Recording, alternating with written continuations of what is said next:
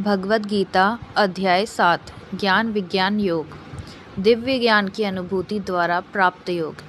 यह अध्याय भगवान की शक्तियों के भौतिक और आध्यात्मिक आयामों के वर्णन के साथ आरंभ होता है। श्री कृष्ण व्यक्त करते हैं कि ये सब उन्हीं से प्रकट होते हैं और धागे में गुथे मोतियों की भांति उनमें स्थित रहते हैं।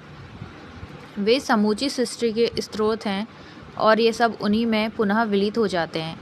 उनकी प्राकृत शक्ति माया पर विजय प्राप्त करना अत्यंत दुष्कर है, लेकिन वे जो भगवान के शरणागत हो जाते हैं वे उनकी कृपा प्राप्त करते हैं और उस पर सरलता से विजय पा लेते हैं।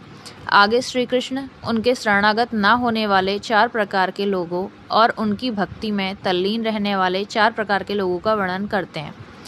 वे अपने भक्तों में उन्हें अत्यंत प्रिय मानते हैं, जो अपने मन और बुद्धि को उनमें विलय कर ज्ञान में स्थित होकर उनकी आराधना करते हैं। कुछ लोग जिनकी बुद्धि सांसारिक कामनाओं द्वारा हर ली जाती है, वे स्वर्ग के देवताओं की शरण में जाते हैं, किंतु ये स्वर्ग के देवता केवल अस्थायी भौतिक सुख प्रदान कर सकते हैं और इन पर क्षणभंगुर सुखों को भी वे भगवान से शक्तियाँ प्राप्त होने पर ही प्रदान कर सकते हैं। इस प्रकार से भक्ति का उपयुक्त लक्ष्य स्वयं भगवान है। श्री कृष्ण पुष्टि करते हैं कि वे परम सत्य और अंतिम गंतव्य या सिद्धि हैं और सर्वज्ञ, सर्वव्यापक और सर्वशक्तिमान जैसे शाश्वत दिव्य गुणों से संपन्न हैं, क्योंकि उनका वास्तविक स्वरूप उनकी दिव्य योग माया शक्ति के आवरण द्वारा आच्छादित रहता है और इसलिए उनके अविनाशी दिव्य स्वरूप को सब नहीं जान सकते।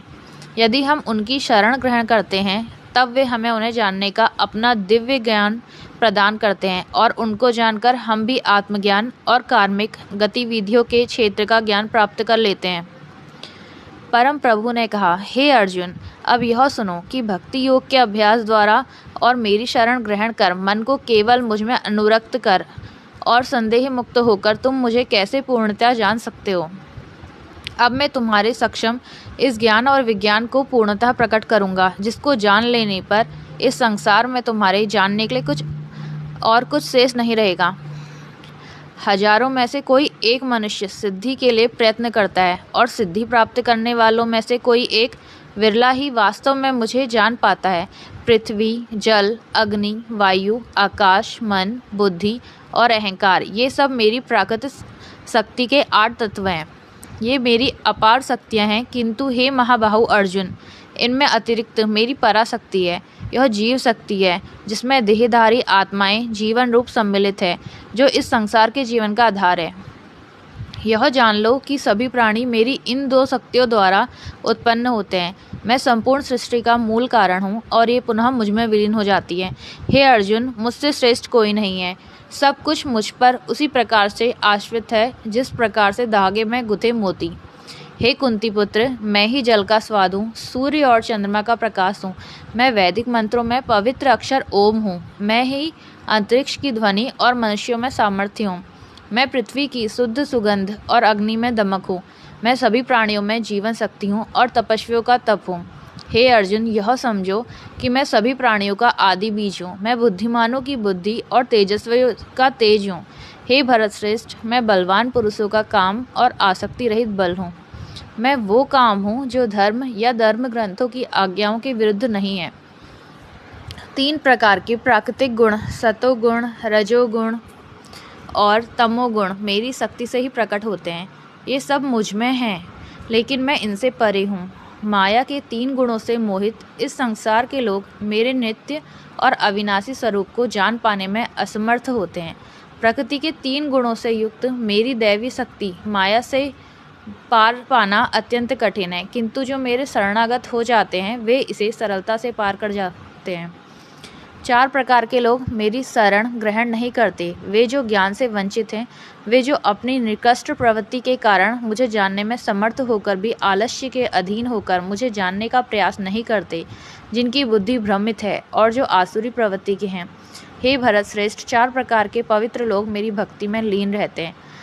आत्र अर्थात पीड़ित, ज्ञान की जिज्ञासा रखने वाले जिज्ञासु, संसार के स्वामित्व की अभिलाषा रखने वाले अर्थार्थी और जो परम ज्ञान में स्थित ज्ञानी है।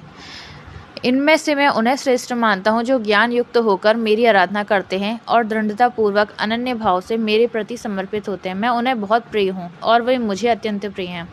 वास्तव में वे सब जो मुझ पर समर्पित हैं निस्संदेह महान हैं, लेकिन जो ज्ञानी और स्थिर मन वाले हैं और जिन्होंने अपनी बुद्धि मुझ में विलय कर दी है और जो केवल मुझे ही परम लक्ष्य के रूप में देखते हैं, उन्हें मैं अपने समान ही मानता हूँ।